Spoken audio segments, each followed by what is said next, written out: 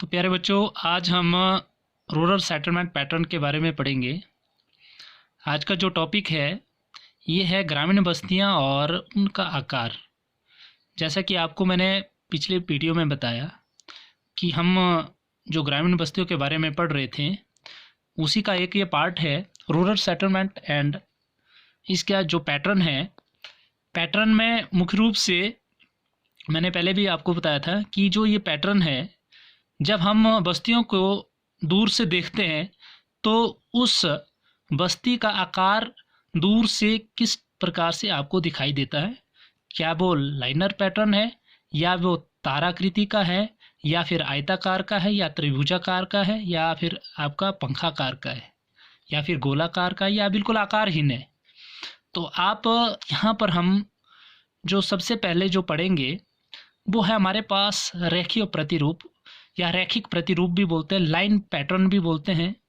Line pattern का मतलब ये हुआ, भारत की जितनी भी सेटलमेंट्स हैं, जितनी भी बस्तियां हैं, वो किसी न किसी रूप में आपको दिखाई देगी।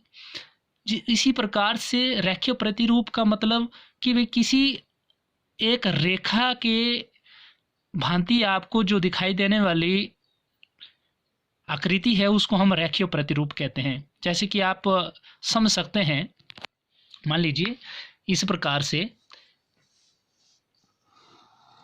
ये कोई रेखा है, हो सकता है ये एक सड़क है, या हो सकता है ये एक रास्ता है, हो सकता है ये एक हाईवे है, हो सकता है ये एक नदी है। इसके चारों तरफ से मान लीजिए इस प्रकार से आपकी जो घर बने हुए हैं, घरों की आकृति है, इसको हम रेखीय प्रतिरूप कहते हैं। तो इस प्रकार की जो बस्ती है जो दूर से इस टाइप से दिखाई देती है, एक रेखा की भांति दिखाई देती है, उसको हम रेखीय प्रतिरूप कहते हैं, जो आपके लाइनर पैटर्न कहते हैं। तो दूसरा हमारे पास है आर्य या ताराकृति प्रतिरूप। आर्य का मतलब ये हुआ, ताराकृति का मतलब ये हुआ, एक तारे की भांति हो सकता है दो तीन सड़कें आपस में कहीं न कहीं मिल रही हो।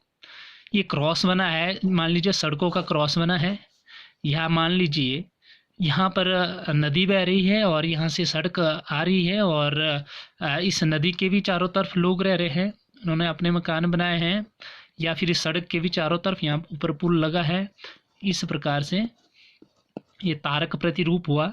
या मान लीजिए दो तीन रास्ते हैं, एक हाईवे है, दो सड़कें हैं, इस टाइप से भी अगर मान लीजिए ये आपका तारक प्रतिरूप हुआ। और इसी तरह से हमारे पास आयताकार प्रतिरूप है। आयताकार प्रतिरूप में आपको पता है, आयताकार में इस टाइप से मान लीजिए यहाँ पर आपके बहुत सारी बस्तियाँ हैं, बहुत सारे लोगों के मकान हैं, एक बस्ती का निर्माण हुआ है।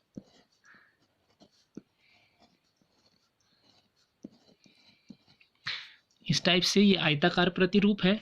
इस प्रतिरूप में हो सकता है यहाँ से एक रोड चला गया हो और एक रोड यहाँ से है, तो क्या हुआ कि यहाँ से यहाँ इसको जोड़ने के लिए एक लिंक बनाया गया है, और यहाँ से यहाँ जोड़ने के लिए एक लिंक बनाया गया है।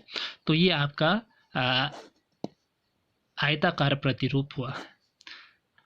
हो सकता है बीच में कुछ और है, मान लीजिए एक बड़ा सा रास्ता है, फिर ये आपका हाईवे है, इस रास्ते से यहाँ हाईवे को जाते हैं, और यहाँ से भी एक रास्ता है, और इस प्रकार लोग इसके चारों तरफ लोगों ने अपने अपने मकान बनाए हैं, तो इसको हम क्या कहेंगे, आयताकार प्रतिरूप।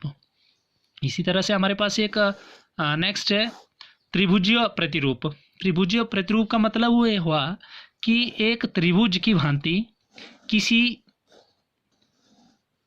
ग्रामीण बस्ती एक त्रिभुज की भांति आपको दिखती है।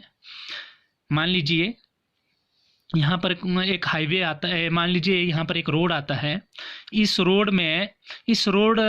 रोड यहाँ से डाइवर्ज होता है, और एक यहाँ आगे कहीं हाईवे है, हाईवे के लिए एक यहाँ से भी हाईवे को जाता है और यहाँ से भी हाईवे को लिए जाता है, मतलब ये हाईवे है आपका। और इस रोड के चारों दोनों तरफ जैसे ऐसी सेटलमेंट है और इस तरफ भी ऐसी ही सेटलमेंट है, मतलब ऐसी ही लोगों के मकान बने हैं, और इधर भी इसके किनारे में ऐसे मकान बने हैं। इसको हम त्रिभुजा आकार प्रतिरूप कहते हैं। उसके बाद है हमारे पास पंखाकार। जिस प्रकार से आपने देखा होगा पंखे इस प्रकार से, जैसे पंखा होता है, पंखे में ऐसा है कि भाई दो रोड आपस में कट गए हैं, उन दोनों रोड के किनारे किनारे लोगों ने अपने मकान बनाए हैं और एक बस्ती बनी है। उसका आकार आपको एक बिल्कुल पंखा आकार की तरह दिखता है। उसके बाद गोलाकार है। गोलाकार प्रतिरूप में आपके पास ही है, मान लीजिए कोई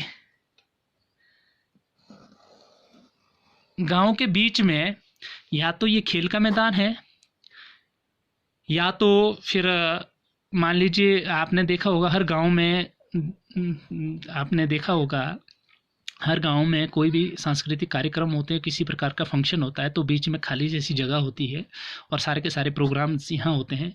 या हो सकता है एक गांव के बीच एक बहुत बड़ा वृक्ष है, या हो सकता है गांव के बीच में एक पानी का तालाब है, या हो सकता है गांव के बीच में एक पानी का कुआं है।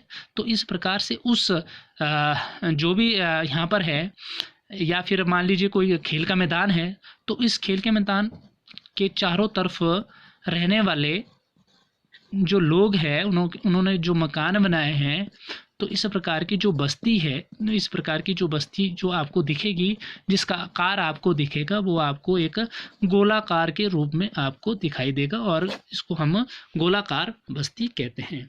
इसी तरह से हमारे पास एक और आता है, नेक्स्ट जो है वो आकारहीन प्रतिरूप। आकारहीन प्रतिरूप का क्या मतलब है? आकारहीन का मतलब है कि जिसका आपका कोई दूर से देखने पर आपको उसका कोई आकार ही ना दिखे। मतलब कहने का मतलब है वो कुछ भी हो सकता है, किसी भी प्रकार का, कोई ऊपर नीचे जैसा भी, जो भी आपको लगे, कि भाई लाइनर भी है, गोलाकार भी है, कुछ है, मतलब आकारहीन है, उसका कोई आकार नहीं है, तो उसको हम आकारहीन प्रतिरूप कहते हैं। इस प्रकार से ये आपका जो रूरल सेटलमेंट पैटर्न था ये यहाँ पर ख़त्म होता है। और नेक्स्ट जो है हमारे पास ग्रामीण बस्तियों का जो वितरण का जो प्रतिरूप है, ग्रामीण बस्तियों का वितरण हमारे पास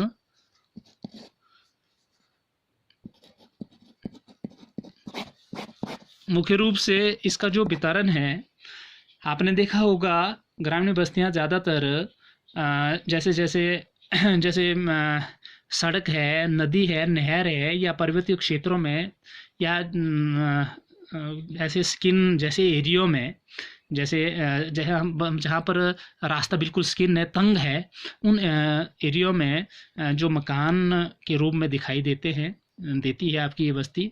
ये ज़्यादातर पश्चिम तट है, विशेषकर आपके केरल के रैखिक बस्तियों की एक अविच्छिन्न पट्टी है, यहाँ पर आपको ये ज़्यादा दिखाई देगी।